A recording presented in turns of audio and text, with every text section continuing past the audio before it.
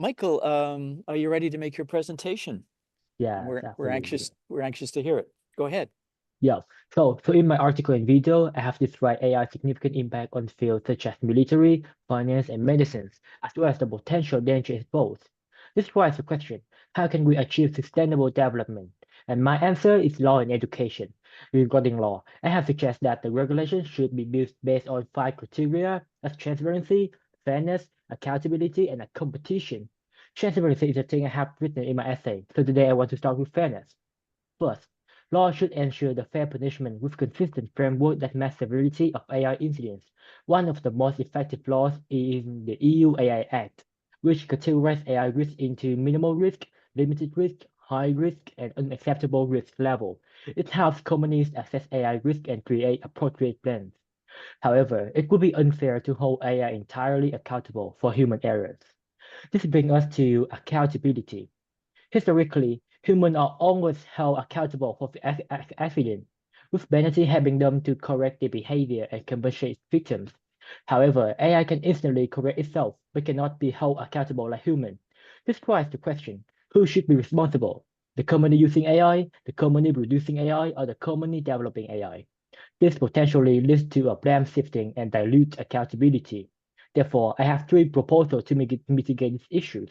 First one, strengthen AI supervision regulation and require cameras to record incidents, identify whether the cause is a human or machine. Second, the law should require companies to have the dedicated AI maintenance team who will be responsible for technical issues. This ensures clear accountability, reduce blame shifting, and protect AI victims' rights.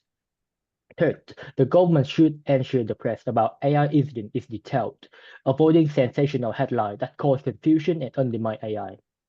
Next, we talk about competition. We know that no development happens without competition, so laws regarding competition are necessary. This law should not to be biased toward humans and against AI. Instead, I am very impressed with the European government vision. Rather than fearing AI impact on jobs, they encourage business to use AI to create more new employment opportunities. As a result, Europe has over 97 million workers working with AI, compared to only 85 million workers being replaced by it. That's impressive, right? However, government efforts will be meaningless if the core of change doesn't come from humans. Despite being a global academic leader, US teams are almost powerless against AI. From my personal experience, I recall a discussion in AP language composition class about the topic, is the American dream still attainable? Many students talk about the difficulties in the future, such as economic policy, high living costs, lack of government support. However, it was surprising and a little bit disappointing me that no one mentioned AI, not a single one. Therefore, I believe awareness of AI remains limited in many schools, let alone knowing how to cope with it. So I hope that AI education can become more structured and practical. For instance, students pursuing accounting should know basic AI skills like generating quick financial report analysis and statistical charts in Excel instead of manual work. Or in film production course, teacher can use AI-generated video to visualize theoretical lessons, which allows students to appreciate visual aesthetics with their own eyes. This is the fact that now we are not replaced by AI, we are replaced by those who know to use AI. Finally, regarding testing policies, while concerned about over-reliance on AI makes assessment inaccurate, I think the problem lies in the way we design the question. The exam should be redesigned so that AI cannot easily complete them. And if the student want to solve it, they should deeply understand the question and profoundly know how AI works. I know it's a huge challenge, but it's the matter of adapting or facing replacement. Thank you. Thank you, Michael, for highlighting the red flags that you see with AI. Very informative. George Vandecure, have you got a question for Michael? Yes. Michael, a very thoughtful presentation. As you said, new ideas and inventions are often resisted and viewed with suspicion. In fact, Yeah, your mic is really hard to hear. Yeah, we're working on it, Michael. Stand by. Just stand by. Okay. There we go. I think it's solved. Are we okay now? Okay. Yep. So I'll repeat that. you mentioned that new ideas and inventions are often resisted and viewed with suspicion. And I'll give you a good example, a really old example, because I'm very old. I can remember when ballpoint pens, the use of ballpoint pens in the classroom was viewed with suspicion and resisted. And depending what school you went to, you might or might not be allowed to use a ballpoint pen rather than the traditional ink pen. So, why do you think this is the case? And maybe you can use an example of the use of AI in the classroom to explain yourself. Oh, actually, can what is ballpoint pen means? Because I haven't heard it before.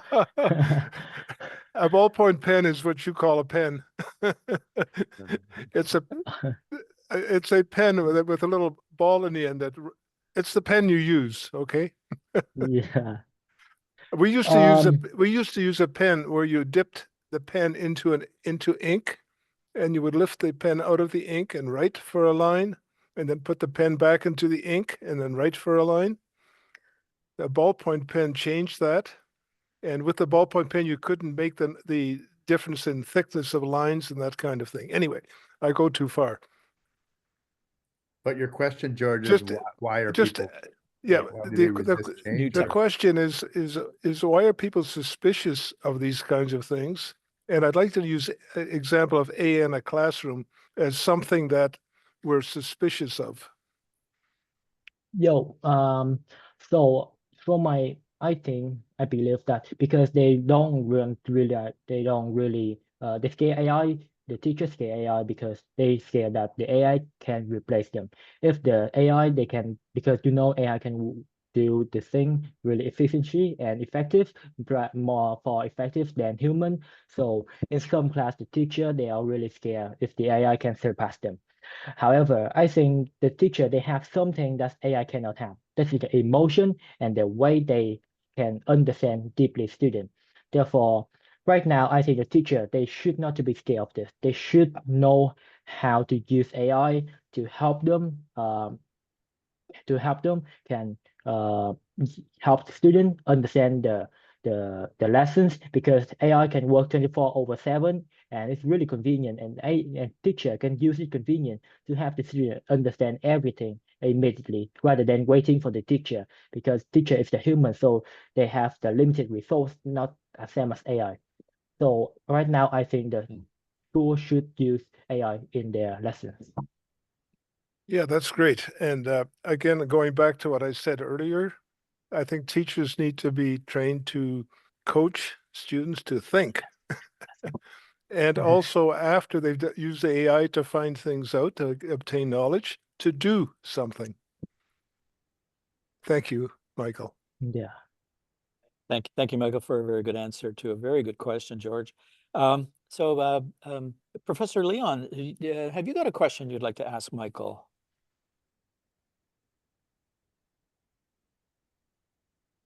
Oh, it's turning off my. Okay. Yeah. Okay. Yep. Yeah. Right. He's very good at to list all the issues about AI and to change the traditional way of learning and in the some practical business. Let me see. The first wave back in 1956 was the question about can machine think, and the second wave in 1995 raised the question about can machine replace the human being. So for all these issues can be solved by AI, are you worried about the AI completely replace the human being? And so what's the big challenge you're gonna face too? So okay. Yeah, absolutely. Yes. I myself, I believe that in the future, if the human they don't develop, we will be replaced by AI. Um, because like AI, is the force for is really good. That's far over than human. And and I think the biggest thing is with the competition. Like we should to know what is our unique to compete with AI. And one of the most effective way I see that's the new rulings of Tesla, of the Elon Musk. He can use the new ruling. They can use that it in our mind, and it help us to optimize plan and can enhance our ability. And the only thing I wish humans should keep, that's our brain and our emotion. Every hand or every hurt of the human can be replaced by something, a machine. So after that, if our body can be replaced by machine and we still keep our brain and our emotion, we can become the new generation. Yeah, I call that is the generation X. That's the collaboration of human and AI. So if could happen, human will not worry to be replaced by AI because we are AI, but we still have the brain and emotion of the human. I think it's one of the most effective way to avoid this situation. Okay, so in the future, still human being brain is strong, more stronger than the AI's brain, right? Yeah. Okay, thank you. Yeah.